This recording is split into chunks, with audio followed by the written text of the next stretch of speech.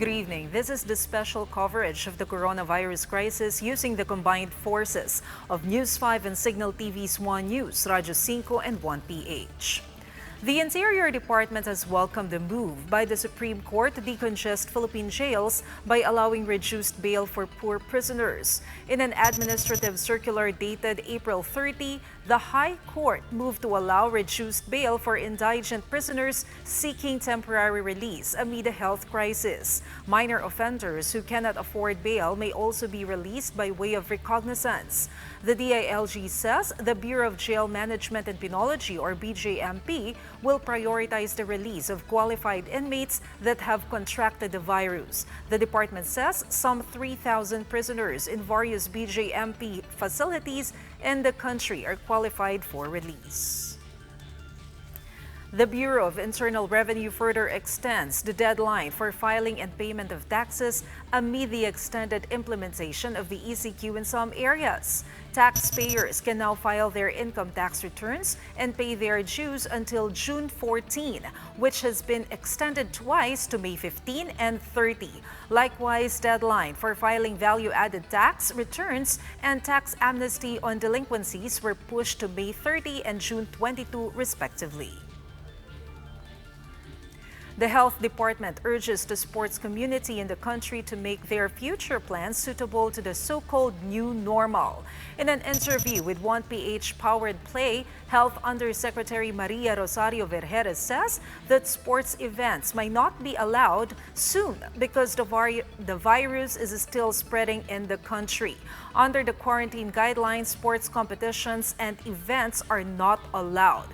Vergeres also clarifies that it is safe to do outside exercises like jogging and biking. However, she discourages it because it might attract a lot of people to go outside. Maaari na isang tao, safe yan, di ba? Pero kung marami na kayong tumatakbo, marami na kayong magbabike, marami na kayong lalabas, iyan ay hindi na magiging safe. Kaya nga ayaw nating payagan sa ngayon kasi susunod lahat at ito ay magiging source ng pagkakahawa-hawa ng tao. A fire erupted in a residential area in Barangay Maharlika, Taguig. Around 30 families were affected after the fire razed their houses near a mosque. A man was killed after being trapped in his house where the blaze started. His family was able to survive and said the man was fixing electric wires when the fire ignited. Most of the survivors were Muslim families who were fasting in observance of Ramadan. They are currently taking shelter at an evacuation center. Local government units are scrambling to finish the distribution of the first tranche of cash aid under the Social Amelioration Program. But with the addition of 5 million beneficiaries for the program as announced by the Palace, will they accomplish this in time? We have with us DSWD spokesperson Irene Dumlao on the phone. Magandang gabi po sa inyo, ma'am. Magandang gabi po, Ma'am Maricel. Gayon din po sa lahat ng mga sumusubaybay sa inyong programa. Opo. Ma'am, following the announcement of Secretary Roque that there will be an additional 5 million beneficiaries, paano po natin tutukuyin kung sino-sino po itong 5 million families?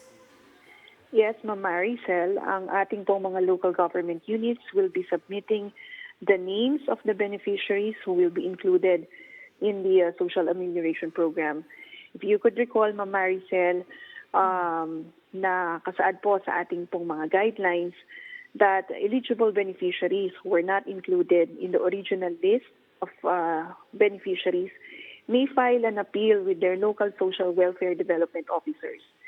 And the local social welfare development officers may submit the consolidated list of eligible beneficiaries to the DSWD field office para naman po ma-validate natin and ascertain that they are not existing beneficiaries of other DSWD programs and services.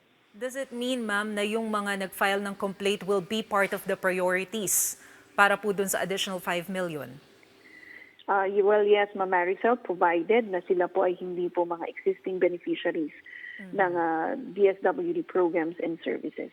Pero ma'am, paano yan? Kasi po ang DILG nag-set po ng 7 days na deadline for the LGUs na ma-distribute lahat yung first tranche dun sa beneficiaries. So, given na magkakaroon po ng additional 5 million, what will happen po doon sa 7 days na deadline? Well, we will have to discuss this with the Department of Interior and Local Government. And apart from that, we will also have to discuss this with the local government units. Dahil nga po sila yung ating partner in the implementation of SAP and sila po yung nakakakilala doon sa mga additional na beneficiaries or yung pinatawag po nating left out. Sila rin po ang mag-identify ng distribution points and distribution strategies. So kinakailangan pag-usapan ito namin with the local government units. But we only have 200 billion pesos po allotted for the 18 million families based on the Bayanihan Act. So saan po natin kukunin yung funds for the additional 5 million? Well, yes, Ma'am Maricel, gaya rin po ang mga nauna nating pronouncements. Ang DSWD, once we receive the consolidated list of eligible beneficiaries who have been left out, and ito po ay na-validate natin, ito naman po ay i-discuss natin sa ating mga economic managers para may consider at mabigyan din po ng karagdagang pondo. So baka dito papasok, ma'am, yung supplemental budget?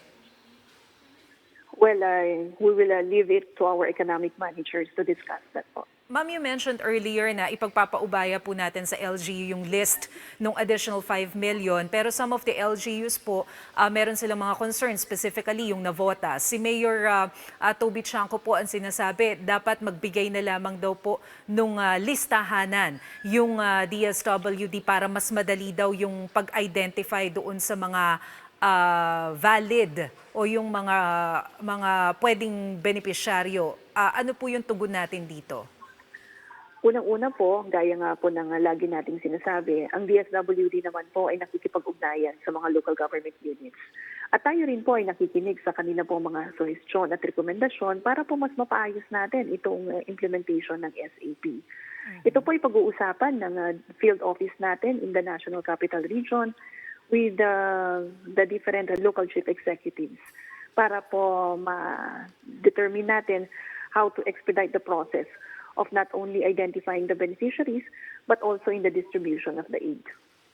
Ma'am, if there will be an additional 5 million families doon sa social amelioration program, does it mean na magkakaroon ng delay for the second tranche? Because that's still part of the first tranche.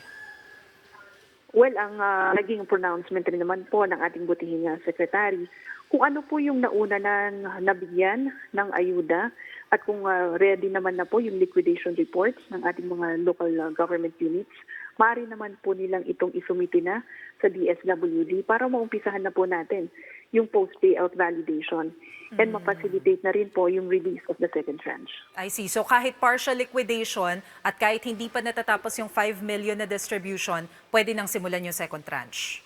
Tama po kayo, Ma'am Maricel. All right. Sige po, ma'am. Maraming salamat po sa inyo, DSWD spokesperson Irene Dumlao. That's the latest on the enhanced and expanded community quarantine. For more updates, follow News 5, the Philippine Star, and Business World Online. I'm Maricel Halili. We are One News.